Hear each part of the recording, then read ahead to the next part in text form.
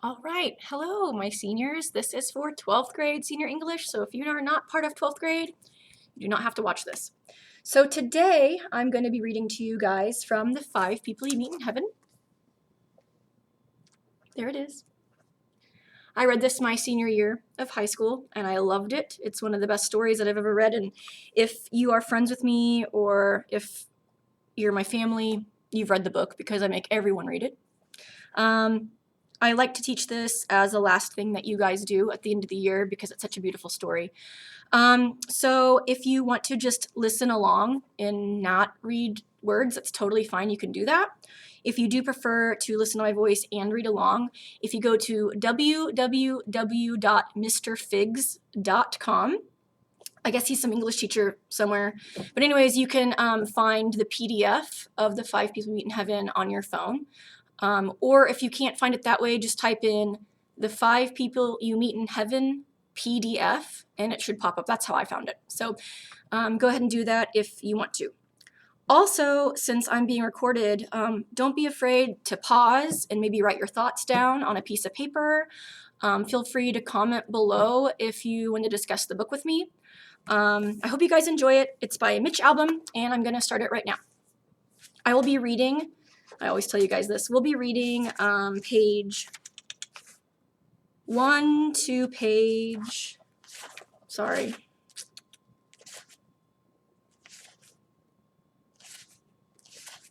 25, I feel is a good stopping point.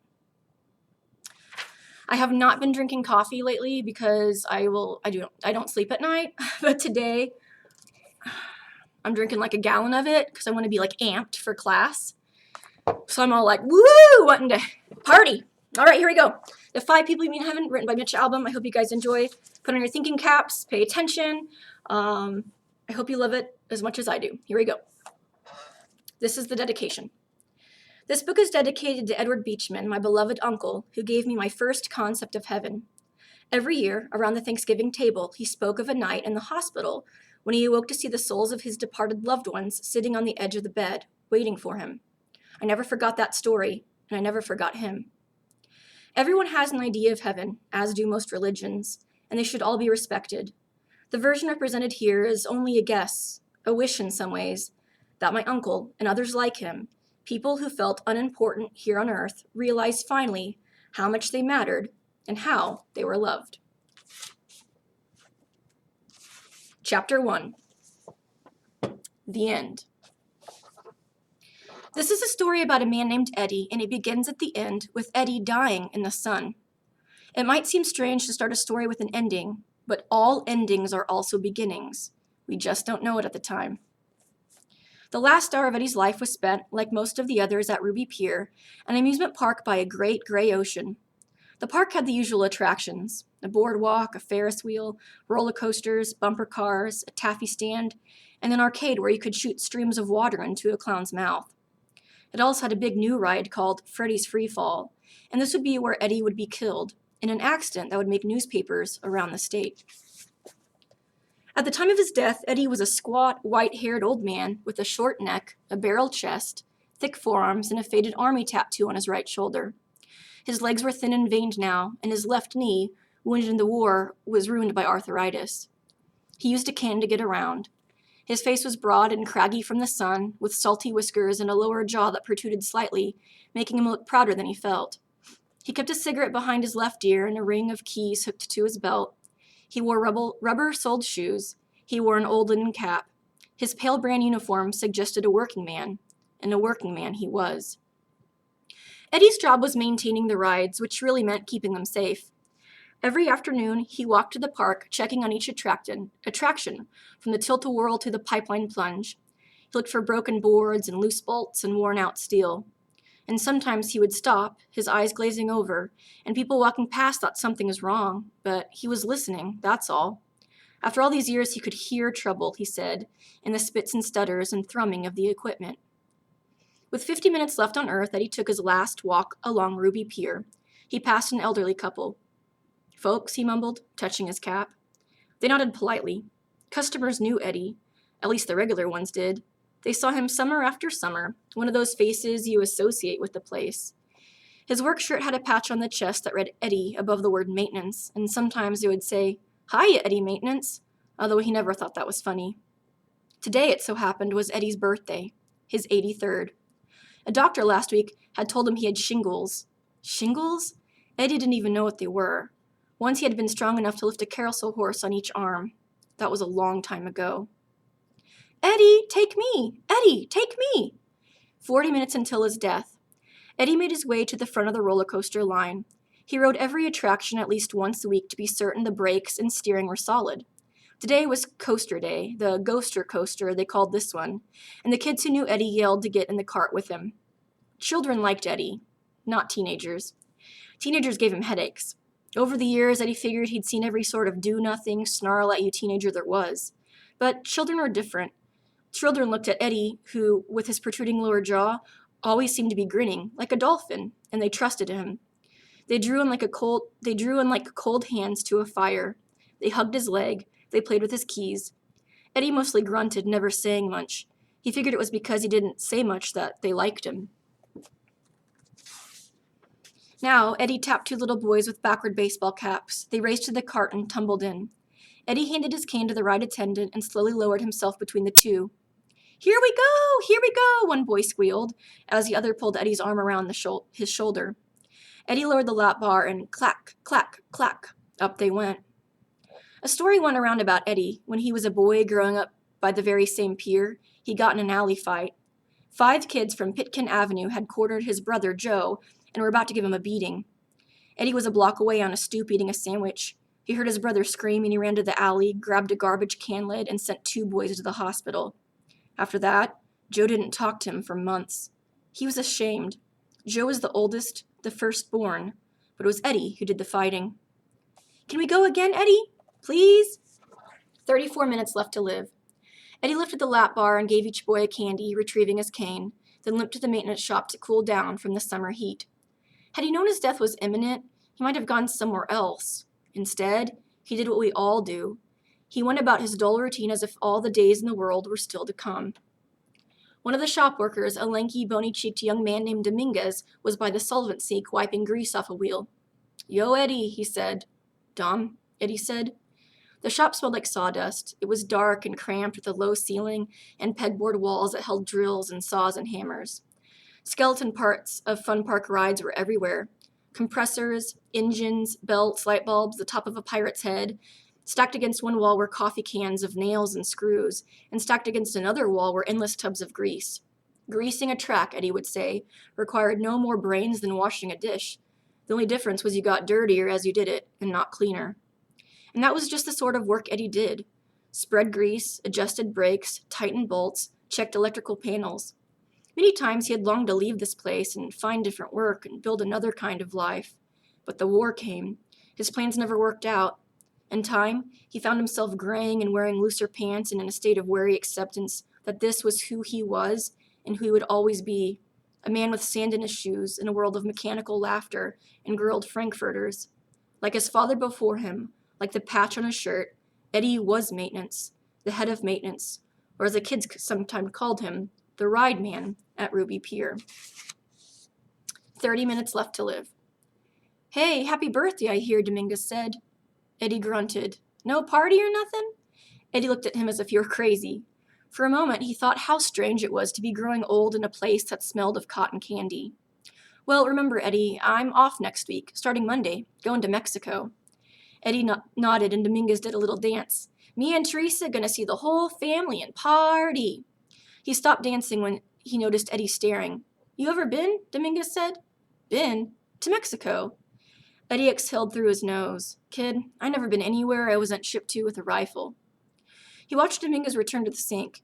He thought for a moment and then took a small wad of bills from his pocket and removed the only 20s he had. 2 of them. He held them out. "Get your wife something nice," Eddie said. Dominguez regarded the money and broke into a huge smile and said, "Come on, man, you sure?" Eddie pushed the money in Dominguez's palm. Then he walked out to the storage area. A small fishing hole had been cut into the boardwalk planks years ago, and Eddie lifted the plastic cap. He tugged on a nylon line that dropped 80 feet to the sea. A piece of bologna was still attached.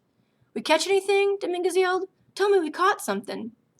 Eddie wondered how the guy could be so optimistic. There was never anything on that line. One day, Dominguez yelled, "We're gonna get a halibut." "Yep," Eddie mumbled, though he knew you could never pull a fish that big through a hole that small. 26 minutes left to live. Eddie crossed the boardwalk to the south end. Business was slow. The girl behind the taffy counter was leaning on her elbows, popping her gum. Once, Ruby Pier was the place to go in the summer. It had elephants and fireworks and marathon dance contests, but people didn't go to Ocean Pier as much anymore. They went to theme parks where you paid $75 a ticket and had your photo taken with a giant furry character. Eddie limped past the bumper cars and fixed his eyes on a group of teenagers leaning over the railing. Great, he told himself. Just what I need. Off, Eddie said, tapping the railing with his cane. Come on, it's not safe. I don't know what just happened, but I guess it's okay. All right. The teens glared at him. The car pole sizzled with electricity. Zap, zap sounds. It's not safe, Eddie repeated. The teens looked at each other. One kid who wore a streak of orange in his hair sneered at Eddie, then stepped into the middle rail. Come on, dudes, hit me, he yelled, waving at the young drivers. Hit me. Eddie whacked the railing so hard with his cane he almost snapped it in two. Move it! The teens ran away. Another story went around about Eddie. As a soldier, he had engaged in combat numerous times. He'd been brave, even won a medal. But toward the end of his service, he got into a fight with one of his own men, and that's how Eddie was wounded. No one knew what happened to the other guy, and no one asked. With 19 minutes left on Earth, Eddie sat for the last time in an old aluminum beach chair. His short, muscled arms folded like a seal's flippers across his chest. His legs were red from the sun, and his left knee still showed scars.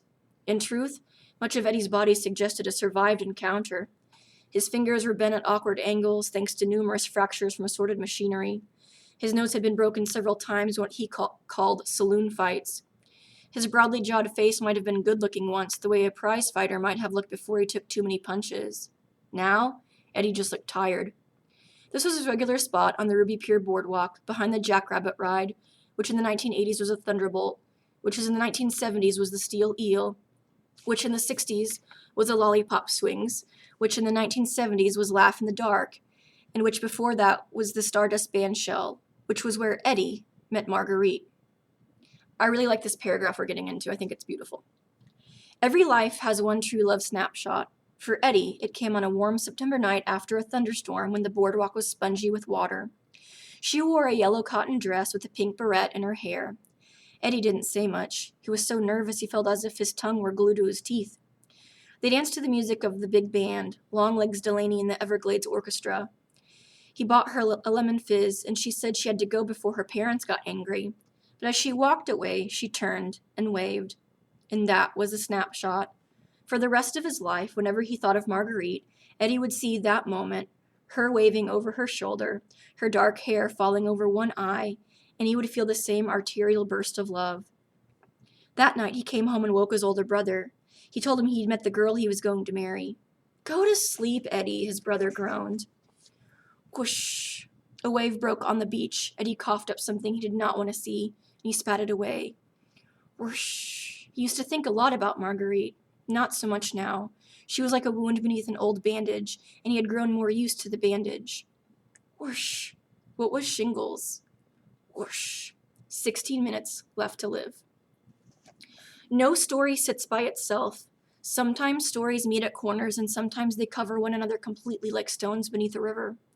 The end of Eddie's story was touched by another seemingly innocent story, months earlier, a cloudy night when a young man arrived at Ruby Pier with 3 of his friends. The young man, whose name was Nicky, had just begun driving and was still not comfortable carrying a keychain. So he removed the single car key and put it in his jacket pocket, then tied the jacket around his waist. For the next few hours, he and his friends rode all the fastest rides: the Flying Falcon, the Splashdown, Freddy's Free Fall, and the Ghoster Coaster. Hands in the air, one of them yelled. They threw their hands in the air. Later, when it was dark and they returned to the car lot, exhausted and laughing, drinking beer from the brown paper bags, Nicky reached into his jacket pocket. He fished around. He cursed. The key was gone. 14 minutes until his death. Eddie wiped his brow with a handkerchief. Out on the ocean, diamonds of sunlight danced on the water, and Eddie stared at their nimble movement. He had not been right on his feet since the war. Back at the Stardust Bandshell with Marguerite, there Eddie had been graceful. He closed his eyes and allowed himself to summon the song that brought them together, the one Judy Garland sang in that movie. It mixed in his head now with a cacophony of crashing waves and children screaming on the rides. You made me love you, shh, do it. I didn't want to do it, splash, me love you. Time you knew it, all the time you knew it. Eddie felt her hands on his shoulders. He squeezed his eyes tightly to bring the memory closer. 12 minutes to live. Excuse me. A young girl, maybe 8 years old, stood before him, blocking his sunlight. She had blonde curls and wore flip-flops and denim cut-off shorts and a lime green t-shirt with a cartoon duck on the front. Amy, he thought her name was. Amy or Annie. She'd been here a lot this summer, although Eddie never saw a mother or a father. Excuse me, she said again. Eddie, maintenance? Eddie sighed. Just Eddie, he said. Eddie? Mm-hmm. Can you make me? She put her hands together as if praying. Oh, come on, kiddo. I don't have all day. Can you make me an animal? Can you? Eddie looked up as if he had to think about it. Then he reached into his shirt pocket and pulled out 3 yellow pipe cleaners, which he carried just for this purpose. Yes, the little girl said, slapping her hands. Eddie began twisting the pipe cleaners. Where's your parents? Riding the rides? Without you? The girl shrugged. My mom's with her boyfriend. Eddie looked up. Oh. He bent the pipe cleaners into several small loops, then twisted the loops around one another. His hands shook now, so it took longer than it used to, but soon the pipe cleaners resembled a head, ears, body, and tail. A rabbit, the little girl said. Eddie winked. Thank you. She spun away, lost in that place where kids don't even know their feet are moving. Eddie wiped his brow again, then closed his eyes, slumped into the beach chair, and tried to get the old song back in his head. And a seagull squawked as it flew overhead. By the way, I said we're reading to page 25 or not because I know that this video is a little too long. So we're going to stop at page 18. We're on page 13 now, so hang in there. How do people choose their final words? Do they realize their gravity? Are they fated to be wise? By his 83rd birthday, Eddie had lost nearly everyone he'd cared about. Some had died young, and some had been given a chance to grow old before a disease or an accident took them away.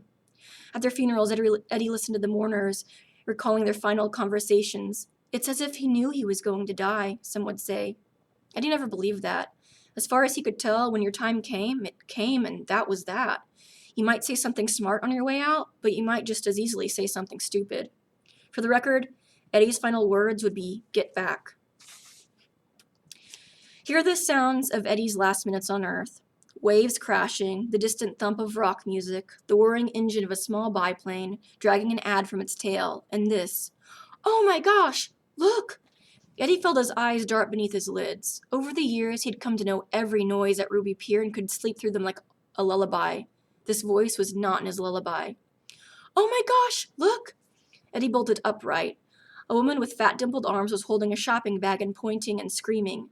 A small crowd gathered around her, their eyes to the skies. Eddie saw it immediately. Atop Freddy's Freefall, the new tower drop attraction, one of the carts was tilted at an angle as if trying to dump its cargo. 4 passengers, 2 men and 2 women, held only by a safety bar, were grabbing frantically at anything they could. Oh my gosh, the big woman yelled. Those people, they're gonna fall. A voice squawked from the radio on Eddie's belt. Eddie, Eddie. He pressed the button. I see it, get security. People ran up from the beach, pointing as if they had practiced this drill. Look up in the sky, an amusement ride turned evil. And that is personification. Eddie grabbed his cane and clomped to the safety fence around the platform base. His wad of keys jangled against his hip. His heart was racing. Freddy's Freefall was supposed to drop 2 carts in a stomach-turning descent, only to be halted at the last instant by a gush of hydraulic air. How did the cart come loose like that? It was tilted just a few feet below the upper platform, as if it had started downward then changed its mind. Eddie reached the gate and had to catch his breath. Dominguez came running and nearly banged into him. Listen to me, Eddie said, grabbing Dominguez by the shoulders. His grip was so tight. Dominguez made a pained face. Listen to me. Who's up there? Willie. Okay, he must have hit the emergency stop. That's why the cart is hanging. Get up the ladder and tell Willie to manually release the safety restraint so the people can get out, okay? It's on the back of the cart, so you're going to have to hold him while he leans out there, okay? And then the 2 of yous. The 2 of yous now. Not one, you got it? The 2 of yous, get them out. One holds the other. Got it? Got it? Dominguez nodded quickly. Sorry, mouth fumble. Then send that dang cart down so we can figure out what happened. Eddie's head was pounding. Although his park had been free of any major accidents, he knew the horror stories of his business. Once in Brighton, a boat fastened on a gondola ride and 2 people fell to their death. Another time in Wonderland Park, a man had tried to walk across a roller coaster track and he fell through and got stuck beneath his armpits. He was wedged in screaming, and the cars came racing toward him, and, well, that was the worst. Eddie pushed that from his mind. There were people all around him now, hands over their mouths, watching Dominguez climb the ladder. Eddie tried to remember the insides of Freddy's Freefall.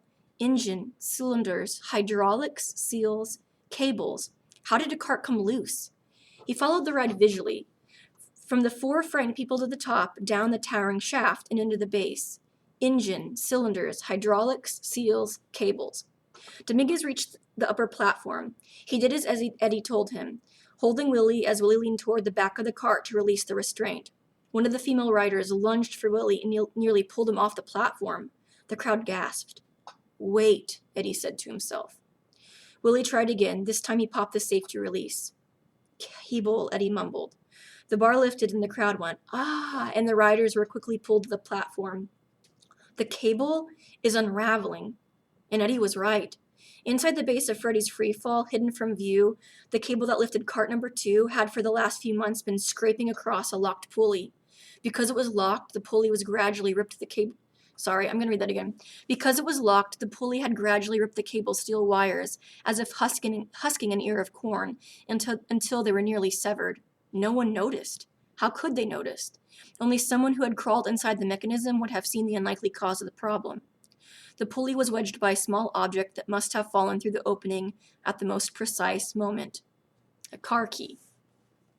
"Don't release the cart," Eddie yelled. He waved his arms. Hey, it's the cable. Don't release the cart, it'll snap."